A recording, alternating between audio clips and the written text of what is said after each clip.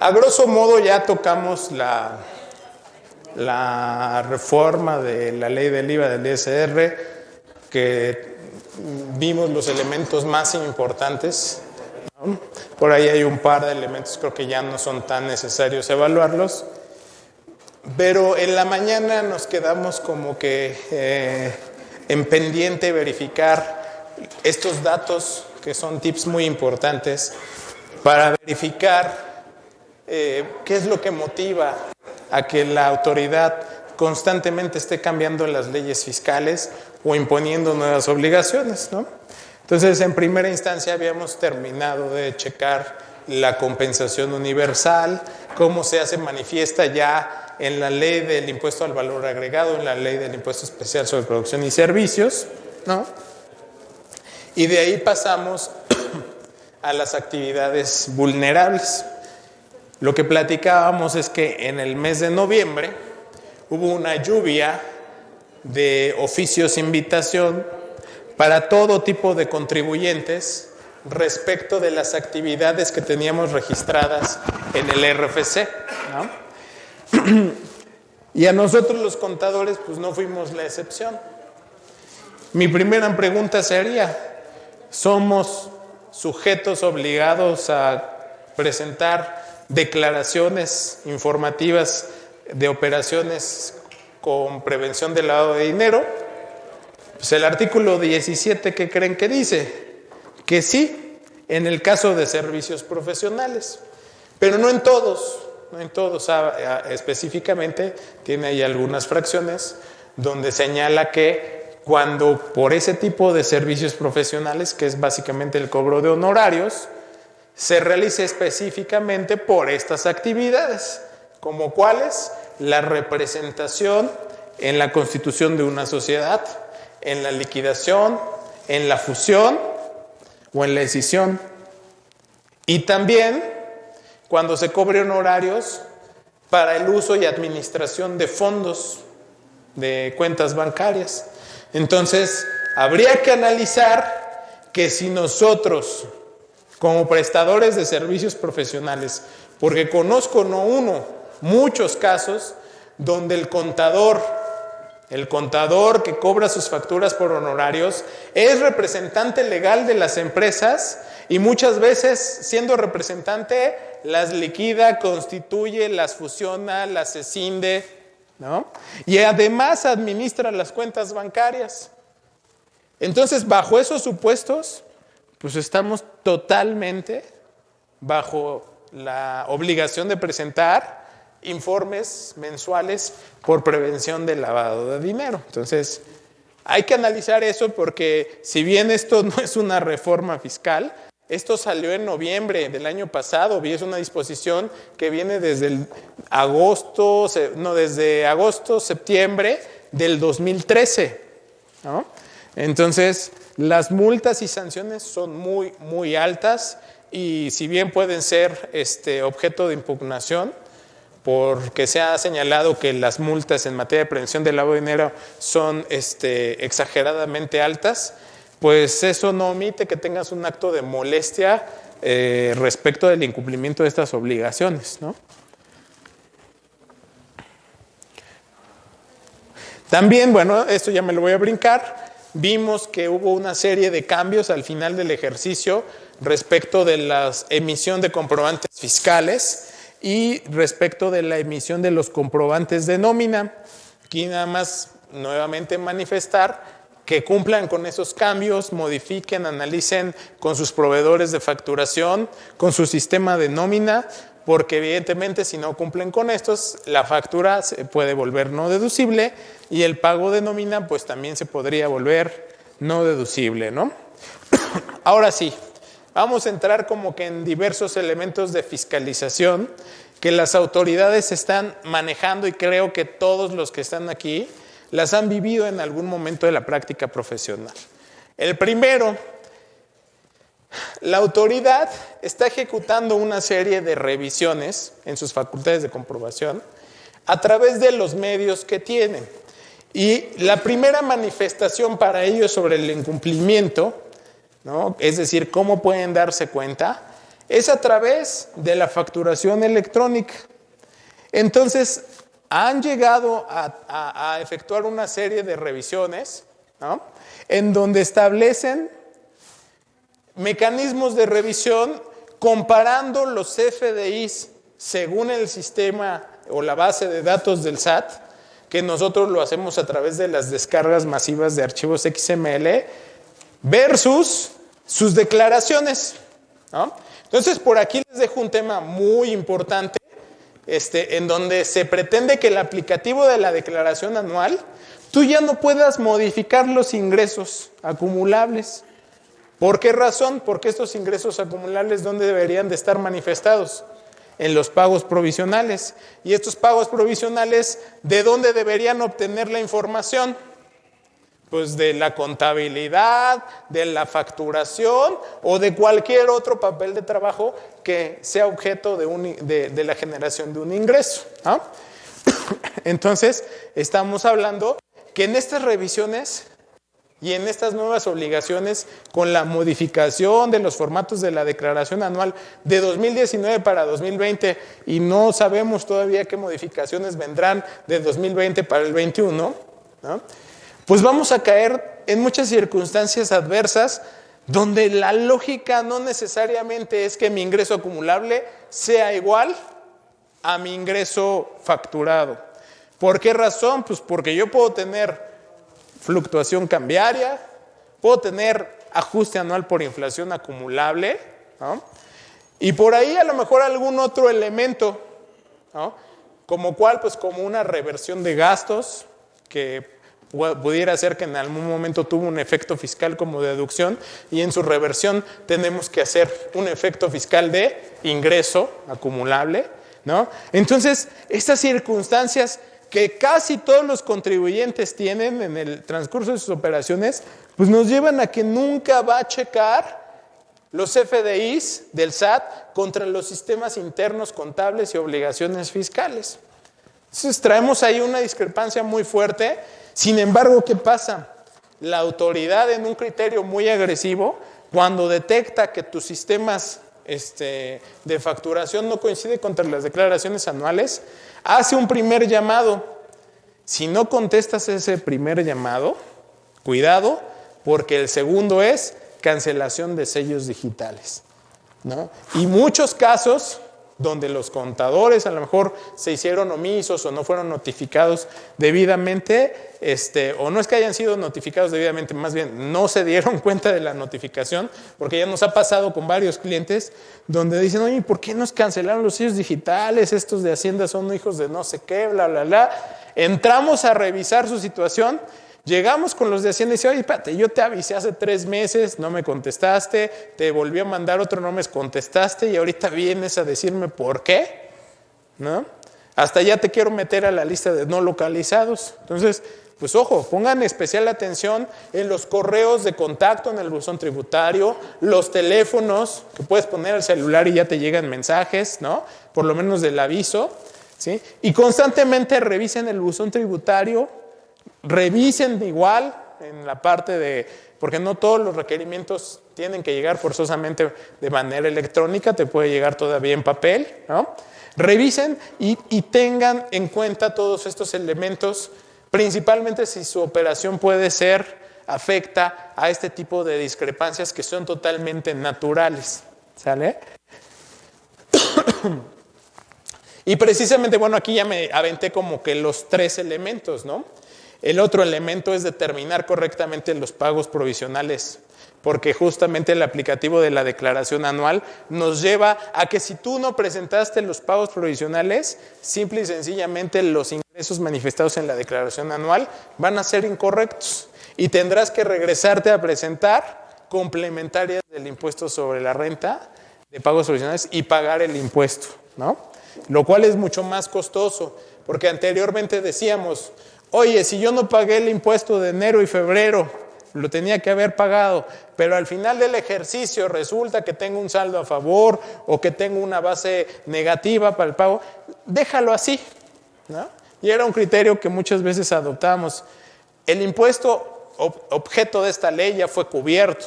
que es el impuesto de la declaración anual. Los demás son medios de financiamientos para cubrir ese impuesto y obviamente porque el Estado tiene que obtener ingresos mensualmente, ¿no? Sin embargo, pues muchos criterios, incluso hasta hay por ahí un criterio de la Corte que dice que si tú ya cubriste la contribución de la cual eres objeto, los demás elementos, como puede ser el pago provisional anticipado, pudieran ser considerados como ya cubiertos, toda vez que, pues bueno, el impuesto fue menor al de los pagos provisionales, ¿no? Entonces, digo, eso fue un criterio aislado, pero hoy en día, con estos nuevos cambios, pues tú tendrás que regresarte a pagar. Y si no los pagas, pues nunca va a salir la declaración anual. Y además, al momento de regresarme, tendría que calcularle la actualización desde enero y febrero hasta la fecha. Entonces, para que eso pase, pues por lo menos pasarán 8, 10, 11, 12 meses o hasta más, ¿no? Es un punto importante. Otro elemento, conciliar flujos de efectivo, ¿no? Hay una tesis, ahí hablamos de una tesis. La tesis que siempre nos han impuesto es que cualquier depósito bancario en la cuenta del contribuyente reportada a la autoridad fiscal por instituciones financieras, pues se tomará como base para efectos de determinar un ingreso acumulable, salvo prueba en contrario. Entonces, de entrada, todo lo que reciban en sus cuentas bancarias es ingreso y me corresponde a mí probar que no es un ingreso. Por ejemplo, traspasos entre cuentas, préstamos, ¿no? Son los que se me ocurren porque pues hoy en día ya, ¿qué más puede haber? Recuperación de cartera, pues es un ingreso, ¿no? Recuperación de cartera, pues sí, podría ser un ingreso, podría no ser un ingreso siempre y cuando yo haya ya acumulado esas facturas y no haya aplicado la deducción de cuentas incobrables, ¿no? Pero, digo, otra que se me ocurre puede ser la devolución de un gasto. Oye, yo te contraté para que me hagas la auditoría y a mitad de la semana te pagué el anticipo y dije, no, ni Mauser, no me gustó tu propuesta, regrésamelo. Es una devolución de un gasto, ¿no? Entonces, corresponde al contribuyente, pues evidentemente, comprobar. Esta cosa, pasé. Comprobar que los depósitos bancarios no son parte del ingreso acumulable, porque la tesis dice pues, de manera general, para mí todo lo que entre a tu cuenta bancaria y no lo tengas debidamente respaldado es un ingreso. Y el ingreso pues, es un incremento al patrimonio, ¿no? La correcta emisión de CFDIs y cancelación, yo creo que aunado muy al tema de arriba, les platico un caso. Todo mundo al día de hoy no ha entendido la problemática de los CFDIs y de los famosos pagos por anticipos, ¿no? Entonces siguen emitiendo a veces y refacturando e incluso manteniendo vivas las facturas del anticipo y de la factura ya que concluye un servicio o la compra de un bien. Ustedes recordarán que cuando yo cobro anticipos, pues la circunstancia es primero que reciba una cantidad de dinero, pero que desconozca el valor final de ese bien o de esa prestación de servicios. Y posteriormente puedo ir recibiendo anticipos hasta que llega un momento en que se cubre el 100%, lo que tengo que hacer es emitir la factura de ese 100% y al mismo tiempo emitir un CFDI de egreso que cancela el anticipo. Bueno, pues ese procedimiento muchos todavía no lo han entendido y entonces cuando llega el SAT y revisa, tengo doblete de ingreso, ¿no? Y cuando hacemos la descarga masiva, ¿no? En el caso de un cliente, por ejemplo, es 300 millones de ingresos. Pues ¿de quién fue el error? Y aparte revisamos la facturación y cuando analizamos una por una, todos decíamos, no, pues sí, estas facturas sí son mías, pero ¿dónde está el dinero? Hasta que nos dimos cuenta, o sea, no puedes tener facturación de tanto, pues ni siquiera es parte de tu flujo de efectivo, ni está en tu contabilidad, y nos damos cuenta, pues que no emitieron el CFDI de egreso que cancela N cantidad de facturas, porque resultaba que más del 50% de sus operaciones eran por anticipos porque era la venta de unas maquinarias, pero son maquinarias que se van armando casi a la medida de la necesidad del cliente. Entonces se emite el anticipo, se van cobrando los anticipos conforme los ajustes que tienen que hacer y al final emitían la factura final de la maquinaria, pero a alguien de facturación, ahí todo babas, pues se le olvidaba de emitir el CFDI de egreso y la autoridad con una omisión de 300 millones de pesos, ¿no? Entonces, otro elemento importante, ¿no? Revisión de proveedores, probar operación de inexistencia, creo que esto ya lo han visto. Revisión de operaciones de outsourcing, partes relacionadas, pagos al extranjero, complementos fiscales y CFDIs. Vamos a ver un detalle un poquito sobre este tema, ¿no? A ver, nada más aquí recordar un punto muy importante. Creo que ya todos lo sabemos, pero si no me equivoco, en marzo del 2018 se hace una modificación al Código Fiscal de la Federación. Recalco esto porque nos hemos encontrado con varios supuestos ya en varios de nuestros clientes. ¿Y qué son estos supuestos? Punto número 1. ¿Qué entendemos por el artículo 69b? Que son operaciones inexistentes y que por lo tanto, al ser operaciones inexistentes, no les daremos los efectos fiscales, al grado de que podríamos caer en el delito de defraudación fiscal, ya mencionado por los abogados anteriormente, ¿no? Y nos quedamos ahí con esa situación. Pero recuerden que el SAT publica una serie de listas. ¿Qué listas vienen? Los de las listas negras, que son los del 69B. ¿Qué otros más? Esos son los presuntos, ¿no? La otra lista es los que ya tienen créditos fiscales a cargo. O sea, por ejemplo, si tú bajas la lista, hay una lista donde empresas muy importantes, el mismo Banamex, Seguros GNP, aparecen en esas listas negras. Pero eso no significa que sean defraudadores o que te vendan facturas. Lo que pasa es que tienen un crédito fiscal firme y los ponen ahí como si fueran, como un buro de crédito, como si fueran deudores, ¿no? Hay otras listas, pero hay una lista muy interesante que es la de los no localizados. Y los no localizados, ¿qué creen? Que para efectos fiscales tienen exactamente el mismo efecto fiscal que las operaciones simuladas. Lo dice el artículo 69 cuando hacen su modificación, que empieza cuando la autoridad detecta que un contribuyente ha estado emitiendo comprobantes sin contar activos, personal e infraestructura para prestar servicios comerciales o bien que dichos contribuyentes se encuentren no localizados, se presumirá la inexistencia de las operaciones amparadas ante tales comprobantes. Nos hemos encontrado con muchas empresas, clientes, que por supuesto que no venden facturas, pero que están como no localizados. Y esto es porque cuando la autoridad hace una revisión, tanto para confirmar el domicilio como un acto de molestia a través de sus facultades de comprobación, la autoridad desestimó y dijo que no encontró al contribuyente. Y dices, oye, ¿con base en qué señalas eso? Pues es que nadie me contestó, no me supieron decir, ¿no? Fue a la hora de la comida. Ese es un absurdo totalmente. Y me ponen en la listita, pero déjenme decirles, hay una regla miscelánea que dice que si tú tienes la no presentación sistémica de 3 o más declaraciones consecutivas, ¿no? ¿Cómo? Más allá de que te cancelen los sellos digitales y más allá de que sea equiparable, porque de eso es lo más grave, que es equiparable, también te consideras como contribuyente no localizado. Entonces, al momento de ser no localizado, les voy a... Uno, pues te pueden cancelar sellos digitales. Y dos, todos los efectos fiscales simplemente no los tiene ese documento. Y ojo, no estamos hablando de que la empresa esté con operaciones simuladas, estamos hablando del simple hecho de no localización.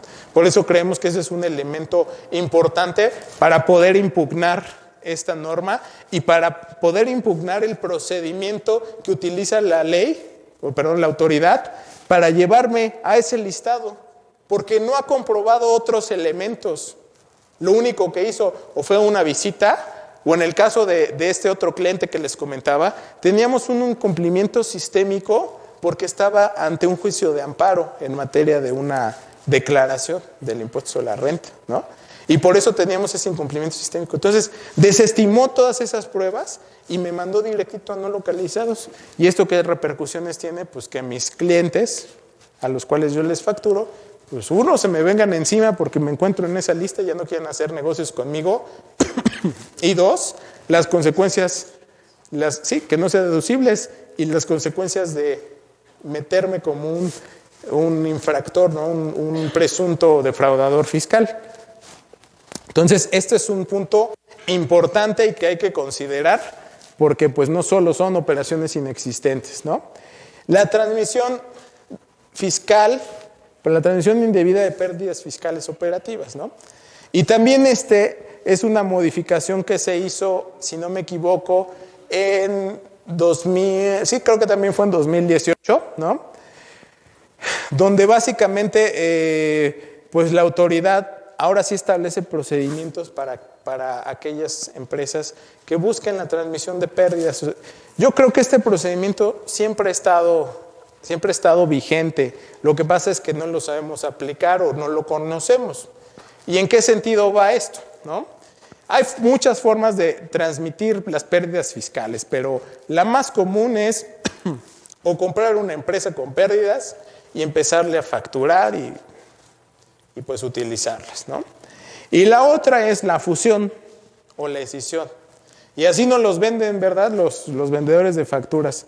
Tengo una empresa de cientos de miles de millones de pesos de pérdida y te la vendo al 6% y que no sé qué. Y si quieres, te cindo una partecita de mi empresa para que tú tengas tus pérdidas fiscales, ¿no? O si no, tengo una más chiquita y te puedes fusionar, ahí le cambiamos el acta constitutiva para que... Bueno, los elementos básicos para que yo pueda fusionarme es que las empresas realicen la misma actividad y la vengan realizando, si no me equivoco, dentro de los últimos 5 años. Entonces, eso lo establece la ley del impuesto sobre la renta. En el caso de escisión pareciera más fácil, pero el problema es cómo están fundamentadas esas pérdidas fiscales, ¿no? Cuando entramos y a ver, pues sí, es que mi cliente sí quiere una de 100 millones de pesos de pérdidas, pero quiero un due diligence. No, está auditada por una de las Big Four y la podemos auditar por quien tú quieras. Bueno, y explícame cómo se crearon las pérdidas. Pues fíjate que hicimos una estrategia de nuda propiedad y transmitimos un derecho intangible aquí y ¡boom! Aparecieron 100 millones de pérdidas. O sea, hasta risa da escuchar ese tipo de tonterías, ¿no? Entonces, pues es común que cuando analizamos una empresa para evaluar sus pérdidas fiscales, pues tienen que ser elementos totalmente materiales, ¿no? No empresas creadas y que ahora el saldo a favor y que no sé qué, y N cantidad de estrategias principalmente basadas en intangibles para crear este tipo de operaciones. Entonces, pues bueno, lo dejamos con, ¿cómo se llama?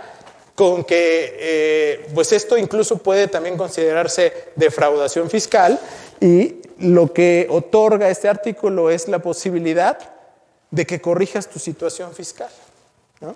Antes de llegar, pero considerando todos estos elementos para pérdidas fiscales.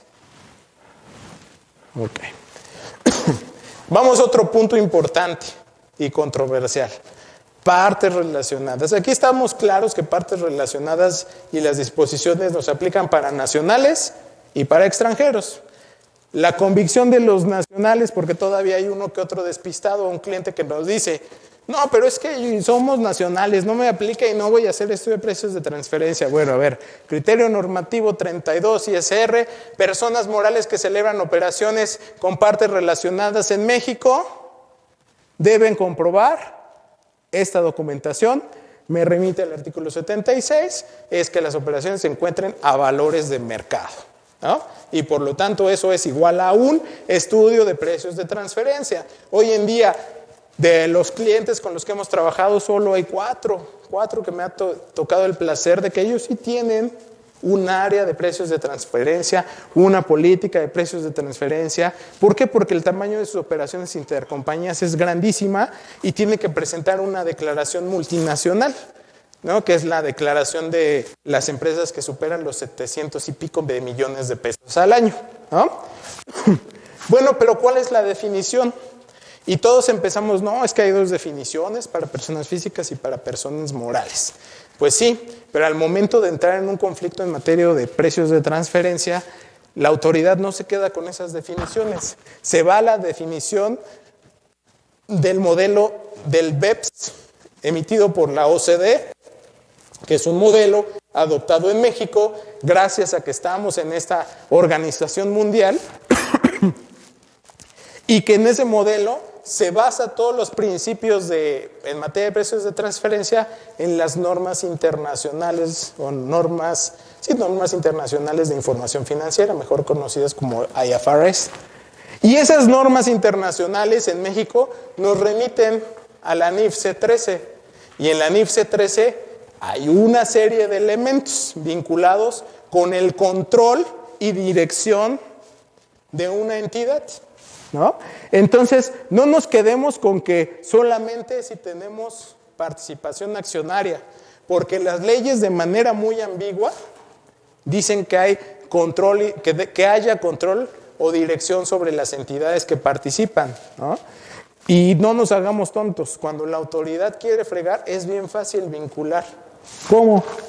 Un poder de representación, domicilios en el mismo lugar, que la operación de una de las empresas con la otra, aunque dicen es que somos accionistas distintos, pues sí, pero la operación de ella contigo es el 100%, o sea, tu facturación es el 100% con esta empresa, entonces no me digas que no te controlan. Si no fuera por ella, pues ni siquiera existirías, ¿no? Y eso pasa mucho en los insourcings, que ni siquiera, bueno, insourcing es una palabra americanizada, ¿no? O mexicanizada ya, que la utilizamos, pero eso es subcontratación de personal, ¿no? Es una palabra americana que utilizamos para darle ese tratamiento, ¿no? Y no llamarle outsourcing, pero es subcontratación de personal, ¿no? ¿Qué otro elemento podríamos tener para poder vincular? Bueno, les pongo uno sencillo que es un caso real. Una empresa independiente con otra empresa independiente donde no son ni socios, ni familiares, ni amigos, pero tienen una relación de negocios y celebran un contrato de operación y ese contrato resulta que es más del 80-90% de sus ingresos. Operaciones como esas hay 1,000 o millones en este país. Pues eso, de acuerdo con la NIF C13, se considera una parte relacionada. Y tanto tengo control que ni mi socio comercial ni yo nos podemos ir por la libre y no somos independientes. Entonces, ojo, estoy hablando que a lo mejor ese tipo de operaciones ya se mete la autoridad cuando detecta problemas o temas importantes en el caso de que no se esté pagando correctamente una contribución. Pero a eso nos llevan las disposiciones y en algún momento considero que pudieran bajar esta información a la norma financiera.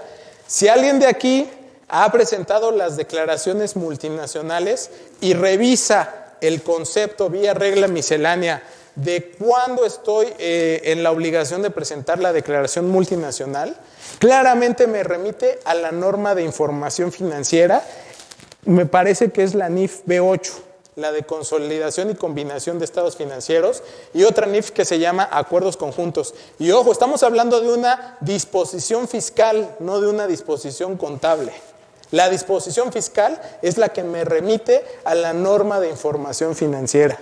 Entonces, por eso aquí les hago hincapié de que no dejemos atrás y no perdamos de vista estas disposiciones, ¿no? Esto ya lo vimos. Me estoy regresando.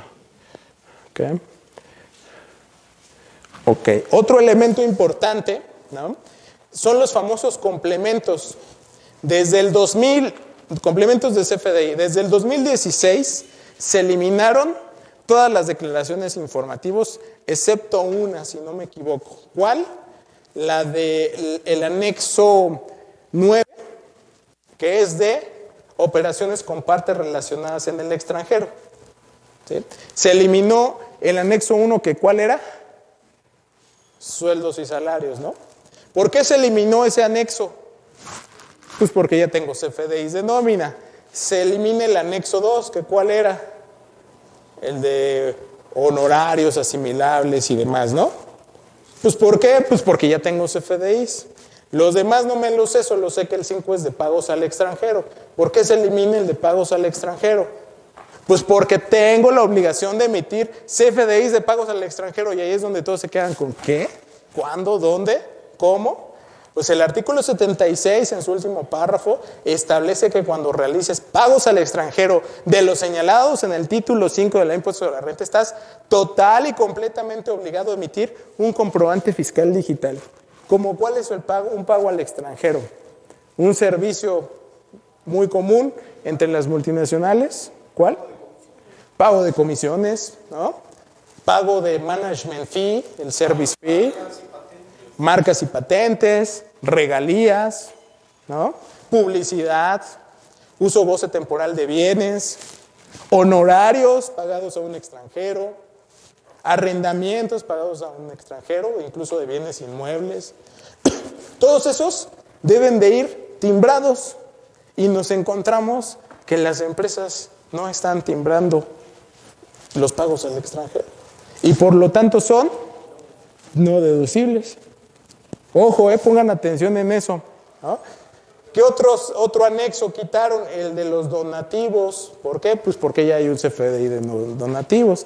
Pero además, miren, aquí no están todos, porque el otro día, según yo, traté de poner todos y me di cuenta que me faltaban como 10, ¿no? Entonces, timbre fiscal digital, que no sé ni para qué se usa ni cómo se come. Estado de cuenta de combustibles, que ese sí lo conocemos, son los que nos llegan a los que tenemos servicio como de vales de gasolina, donatarias, compra de divisas, otros derechos e impuestos, caso el impuesto sobre nómina, ¿no? Leyendas fiscales, personas del coordinado, turistas, pasajero extranjero, SPEI de tercero a tercero, sector de ventas al detallista, CFDI de registro fiscal, recibo de nómina, pago en especie, vales de despensa, consumo de combustibles, aerolíneas, notarios públicos, vehículos usados, parcelas de construcción, servicios parcelas de construcción, renovación, y todo eso está del INE, hay que emitir un comprobante fiscal, ¿no? INE. Entonces, imagínense, debemos de tener todos estos elementos para efectos de poder comprobar nuestras operaciones. Ya estamos en la era de la tecnología y todo debe ser electrónico, ¿no? Ok. Ponemos la siguiente presentación, Adrián, por favor. Déjenme ver cuánto. ¿Sí? Una pregunta. Se ha escuchado acerca de los pagos con tarjeta de crédito, ¿será un método de fiscalización también? Sí. No me acuerdo si lo pusimos aquí, no, creo que no viene en ninguna de las presentaciones. No, ¿sabes qué? Sí viene en la otra presentación en los tópicos fiscales, pero ya no hablamos de eso.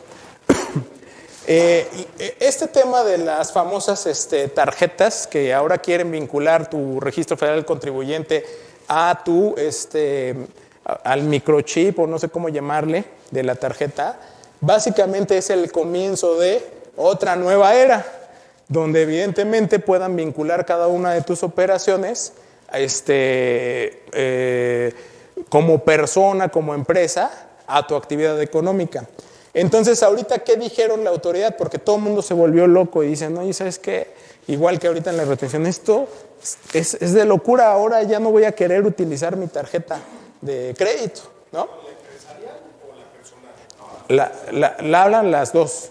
La personal sí es un instrumento de fiscalización. La otra, pero la otra yo te diría que también, porque de cualquier manera, pues si la empresa no paga sus impuestos, pues también ahí está, ¿no? Que está haciendo erogaciones. Bueno, pero te voy a poner un caso de una empresa. Resulta y eso nos pasó muchas veces antes, que el RFC se lo dabas a todos tus empleados y se ponían a facturar todo. Imagínate que le sueltes las tarjetas a tus vendedores, que son los que normalmente tienen tarjetas American Express o tarjetas de crédito, por los viajes que hacen, porque tienen que estar con el cliente, etcétera, y se pongan a facturar absolutamente todo. Y hay veces que hasta, pues bueno, en pequeñas empresas le daban el RFC a la familia y la mamá, el papá, los hermanos, los hijos, por todo solicitaban factura. Y cuando llegaba la contabilidad, decían, pues esto entra, esto no entra, esto ni lo registres. Pues sí, pero en el sistema se quedó que gastaste N cantidad de pesos o miles de pesos respecto del volumen de tus ingresos. A lo mejor el volumen de tus ingresos fue 1,000 pesos, mientras que tus gastos fueron de 10,000. Entonces, siendo una empresa, sigues cayendo en el dilema de discrepancia fiscal. O sea, la discrepancia fiscal siempre ha existido en el Código Fiscal de la Federación. Lo único que hicieron es que, como no podíamos controlar a las personas físicas y posiblemente no las podamos controlar, pues les pusimos un artículo de discrepancia fiscal en el título 4, ¿no? Pero sí, evidentemente, ahorita lo que nos dijeron es, no te preocupes, esto no es terrorismo, no queremos saber nada. Es una opción. Es una opción hoy. En 1 o 2 años a lo mejor es obligatorio, ¿sí? Y entonces, pues es una forma muy bonita que te lo han empezado a vender, porque no pueden llegar tajantemente. Si no, de inmediato colapsan el sistema financiero. Nadie va a querer tener una tarjeta de crédito o una tarjeta de débito. Entonces hay que tener cuidado, sí, evidentemente. ¿Por qué lo hacen? Pues es obvio, porque es un nuevo sistema de fiscalización, ¿no? Su opción, eso, lo que dicen es pura basura. Sí, ahorita no está tan regulado y dicen que van a salir unas reglas por ahí del mes de mayo, me queda claro, pero ¿a dónde va dirigido? Pues a fiscalizar a las personas físicas, ¿no? Bueno, vamos a ver algunos tópicos de defensa fiscal. En 10 minutos, porque ya estamos con el tiempo encima, pero creo que hemos visto los temas más importantes. Esto nada más es un tema que preparamos Juan Antonio y yo. De hecho, él es el especialista, el que siempre está metido en todo el tema del litigio fiscal. Pero creemos que hay una serie de elementos que pudieran utilizarse para mantener una mejor defensa fiscal y podernos protegernos contra las autoridades. ¿Por qué? Pues porque cada vez son menos los recursos que tenemos, ¿no? Cada vez estamos en una situación más complicada. Entonces, primero, para impugnar las normas fiscales, pues tenemos que analizar una serie de objetivos con base en la necesidad que tenemos como contribuyentes. La primera es verificar si efectivamente estamos ante una afectación real o incierta, ¿no? Es decir, determinar si esa norma nos está vulnerando y está vulnerando nuestros derechos. Segundo, ¿cuál es el momento de aplicación de la norma? Recuerden que siempre que salen estas normas las podemos impugnar a través de un amparo directo o indirecto, ¿no? Y mucho tendrá que ver el momento de aplicación de dicha norma. Tercero, pues, ¿cuál es la expectativa de éxito? Porque pues, si nos vamos a pelear por algo, pues es por algo que valga la pena. Considerando que hoy en día nuestros tribunales y la Suprema Corte pues han desechado una serie de elementos que a toda vista son inconstitucionales, ¿no? Y que simple y llanamente no hemos podido los contribuyentes doblegar a la autoridad fiscal, ¿no? ¿Y cuál es el medio idóneo?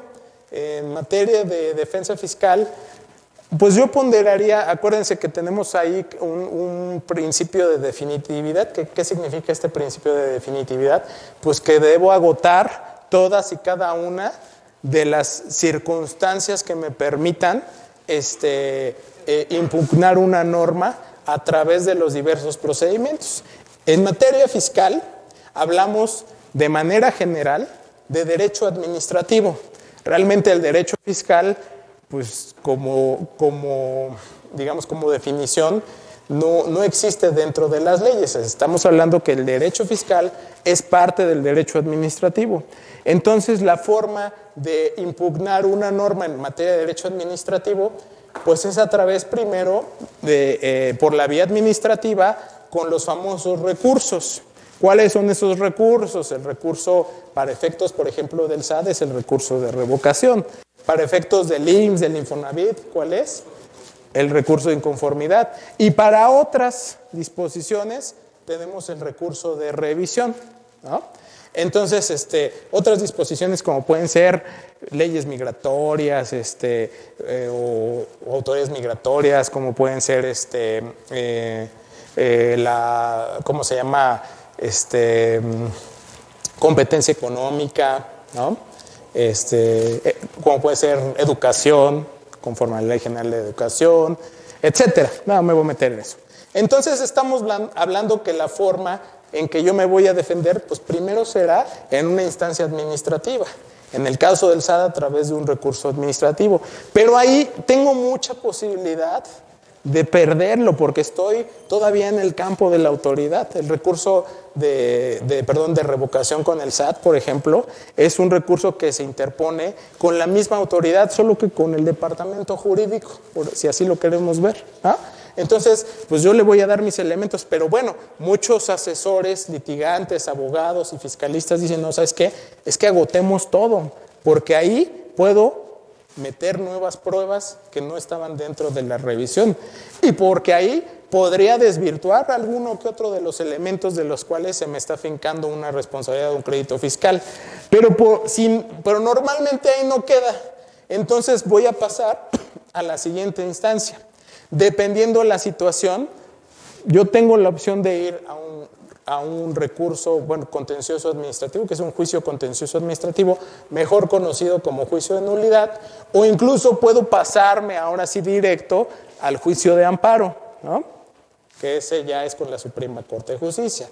En esos dos elementos, ahora sí, hacemos de lado a la autoridad fiscal y nos sentamos, ¿no?, en un campo de batalla imparcial, exactamente, donde tenemos a un juzgador, que en el caso del tribunal contencioso va a ser un magistrado, o si nos vamos al juicio de amparo va a ser la Suprema Corte a través de un juez de distrito, o un tribunal colegiado, o un tribunal unitario, ¿no?, dependiendo el grado y la situación. Entonces, bueno, estos son los medios idóneos para poder defendernos contra estas nuevas normas. Pero ahora, ¿qué tan bueno es o qué tan malo es poderlas impugnar?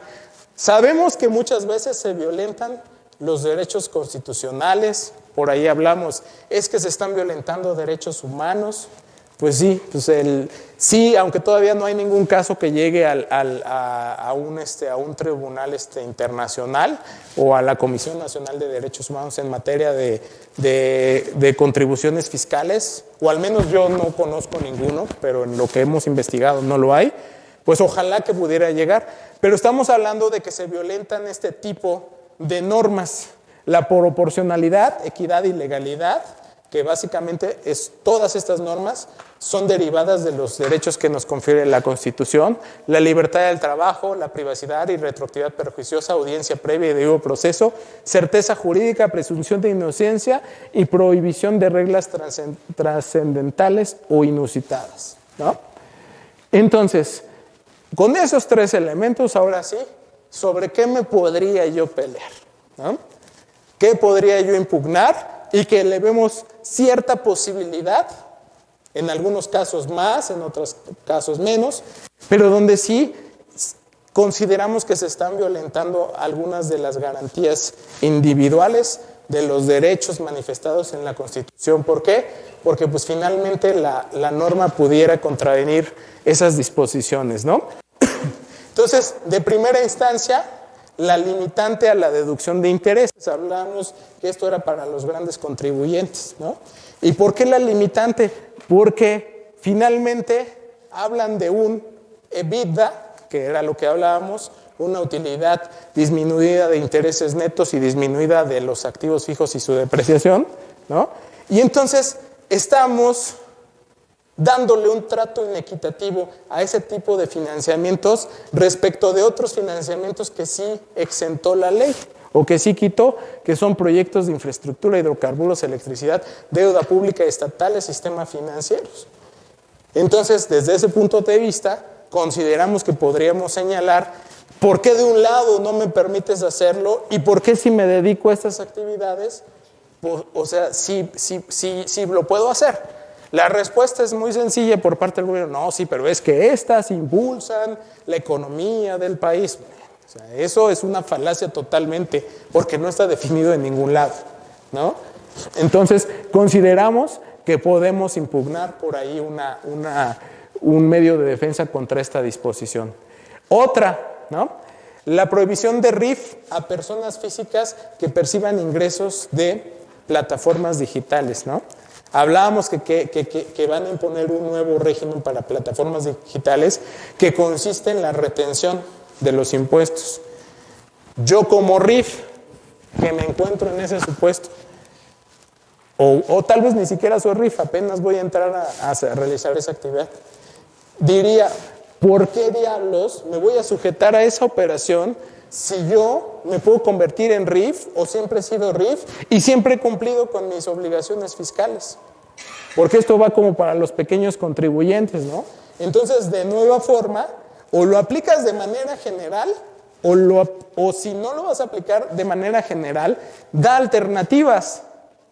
¿Por qué? Porque el RIF, si se dedicara a otro tipo de actividades, se considera que no debe ser objeto de esas retenciones. Pero resulta que como voy a estar en servicios digitales, me van a retener los impuestos. Ahí veíamos que era 2, 3, 4, 5%, etcétera. Y entonces, ¿dónde quedó o sea, ¿por qué me estás distinguiendo de que realice una actividad distinta? A lo mejor yo vendo frutas y estoy en RIF en un mercadito, pero yo vendo las frutas por internet, pues ahora resulta que a mí me van a retener impuestos, ¿no? Entonces, de nueva manera estoy cayendo en una situación de falta de equidad tributaria, bueno, de equidad incluso a nivel constitucional, ¿no? Distinguiendo y no dándome opciones para tributar bajo un régimen donde todos los demás, por el simple hecho de hacer otra cosa diferente a servicio digital, lo pueden hacer y lo pueden optar, ¿no? Ahí lo dejamos también eso. Bueno, esta ya no lo vamos a ver. Consideramos que por ahí podemos impugnar, pero la recomendación es solicitar una confirmación de criterio respecto de la actividad, las funciones, para determinar si somos objeto o no de la retención del IVA, ¿no? Las reglas antiabusos, ¿no? Y estas las voy a tocar muy rápidamente porque ya me queda un minuto. Básicamente, las reglas del antiabuso son respecto de la razón de negocios. Si bien la autoridad nos ha determinado cuál es el concepto de razón de negocios y cuál es la materialidad, es decir, que el beneficio fiscal sea mayor que el beneficio económico, estamos hablando de una norma totalmente subjetiva. ¿Cómo lo van a medir? ¿Quién sabe? ¿Quién sabe, no? Tendrían que darnos una fórmula para decirnos, mira, este beneficio fiscal contra este beneficio económico y debe ser así. O sea, esto es algo subjetivo y abierto a la interpretación totalmente y creemos que puede traer muchos elementos de anticonstitucionalidad, ya específicamente cuando se empiece a dar la aplicación de esta norma, ¿no? Lo mismo, caso de razón de negocios, beneficio fiscal, ¿no? Y también, pues, creo que esto no es muy novedoso. Pero hay elementos importantes, por ahí hablábamos en la comida, de que en qué momento me podrían vincular con el delito de defraudación fiscal, ¿no? Entonces tiene que haber una serie de procedimientos para llegar a determinar cuál es el crédito fiscal y demás, ¿no? Creo que básicamente son todos, nada más es la última es C2. Bien, son muy parecidos, ya son todos, ¿no? Es muy parecido, por ejemplo, a la responsabilidad, creo que la tomó... Ay, no puede ser, esta cosa está muy lenta.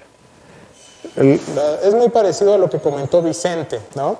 Por ejemplo, él hablaba de los representantes legales, porque ahora hay responsabilidad solidaria, o del tercero colaborador fiscal, ¿no? Y, por ejemplo, en el caso de la representación legal, hay muchos precedentes en otras materias, civil, mercantil, donde yo puedo tener el poder de todas sus empresas y si yo no firmo ningún documento, yo no estoy vinculado a nada de lo bueno o malo que ustedes hayan hecho. Así de sencillo. Entonces ahorita es una tontería de decir, Oye, como eres el representante legal, ¿sí? Ahora estás vinculado a todos los posibles actos o omisiones que maneja la ley fiscal. Entonces es una tontería totalmente. ¿Podríamos impugnarlo? Pues sí, podríamos impugnarlo y verificar, porque sí, en otras materias se ha establecido perfectamente que el tener un poder no significa que yo sea responsable de, ¿no? Entonces, pues se los dejo ahí. Hay un par más. Creo que a manera general, pues hemos visto los temas. Ahora sí, les agradezco mucho su presencia, su paciencia. Y pues con gusto, cualquier duda que tengan, pues ya no hay tiempo, me la harán por fuera, ¿no? Entonces, pues muchas gracias y damos paso al siguiente expositor.